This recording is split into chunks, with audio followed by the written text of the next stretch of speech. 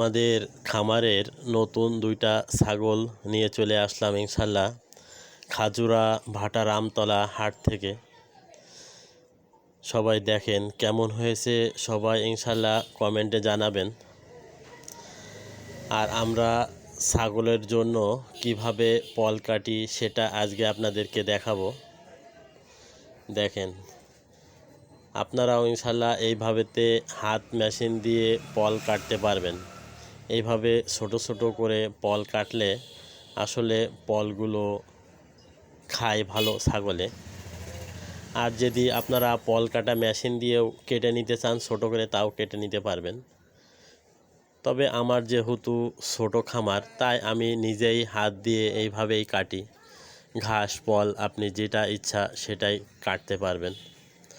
তবে ঘাস আর পল এইভাবে মিশিয়ে দিলে পরে খুবই ভালো হয়, কারণ আপনি তো মনে করেন যে প্রত্যেক দিন পল কাটা মেশিন দিয়ে ঘাস কাটলে ঘাসটা তো শুকায় যাবে। সেই কারণে এইভাবে ছোট হাত মেশিন অল্প টাকার ভিতরে পেয়ে যাবেন ইনশাল্লাহ। কোথায় পাবেন পরবর্তী ভিডিওতে বলে দেব।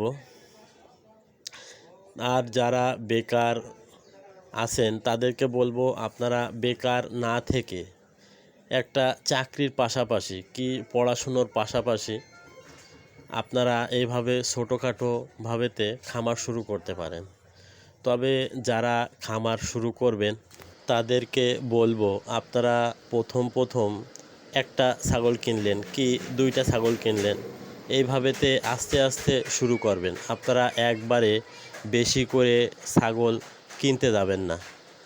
আর ছাগল যখন বাজার থেকে কিনবেন তখন ভালো করে নিজে বুঝে যাচাই বাছাই করে তারপরে কিনবেন, যে ছাগলটা অসুস্থ আছে কিনা। 500 টাকা বেশি দিয়ে কিনবেন, কিন্তু সুস্থ দেখে কিনবেন, তাহলে আপনি ঠকবেন না।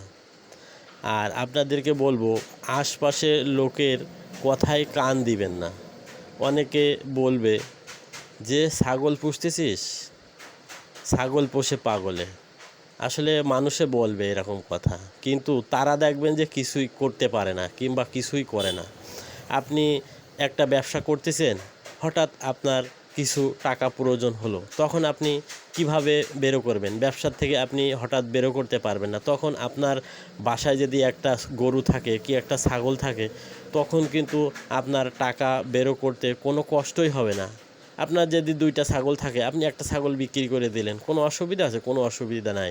কিন্তু আপনি ব্যবসার থেকে যদি হঠাৎ আপনি 10,000 বেরো করতে যাবেন, 20,000 বেরো করতে যাবেন, খুবই কষ্ট হবে।